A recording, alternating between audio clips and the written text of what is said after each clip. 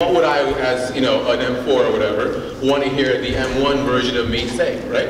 And so I put that together in a couple of days and memorized it. So hope you guys enjoy it.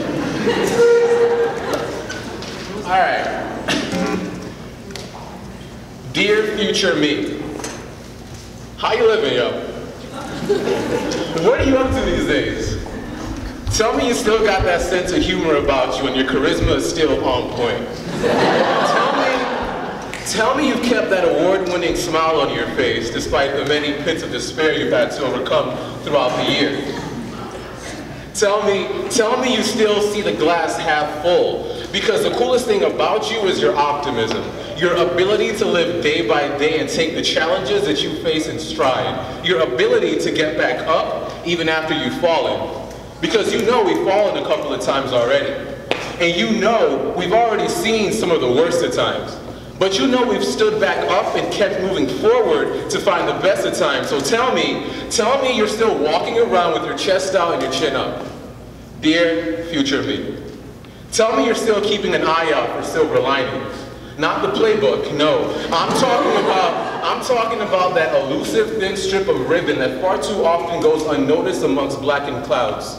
Because you know we've had to find a couple already. But you know we haven't always been successful.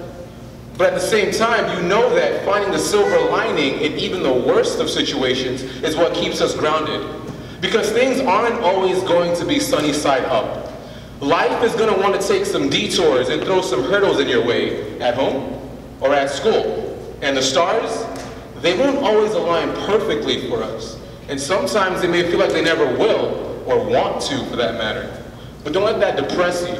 Don't let that get to you or cloud your vision. Don't let that stop you from doing what you're good at, and that's making the best out of the worst situations. So tell me you've still got one eye open and one outstretched arm for that elusive silver lining. Dear future me, tell me you're still as empathetic as I remember, that you're quicker to look at life through the perspective of others than you are to make a judgment call. That despite the wealth of knowledge you've been inundated with, you never let logic overshadow emotion. You never try to reason through other people's issues. You just sit there and continue to lend an ear. Dear future me. On a side note, are you with somebody yet? If you aren't, great, that's awesome.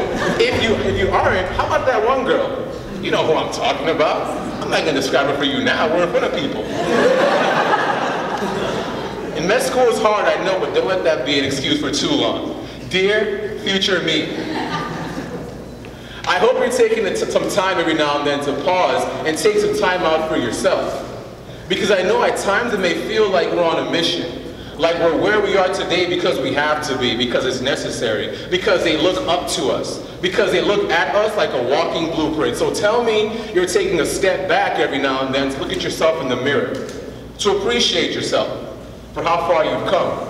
And if you see any imperfection in that reflection, reshape yourself. Remold yourself into the person that you want to be. So go easy on yourself. Love yourself. You're shouldering a lot. I know, trust me, I'm you. So keep your eye on the goal, but don't be afraid to lose yourself in the moment every now and again. The rest will come. Dear future me, by the time you listen to this again or recite this to the next audience, you might be an M4, well on your way out. I hope you learned a lot. I hope you had fun. And I hope you kept that group of friends you have with you, because as far as I can tell right now, they're a bunch of amazing people. Not sure how they are right now. So just do me a favor though. Next time you have some time to yourself, I want you to sit down and flip through the pages of that disgruntled book in your head they call memories. And when you look back on it, I want you to tell me that you can say that the journey was worth more than the destination. Sincerely, Deji.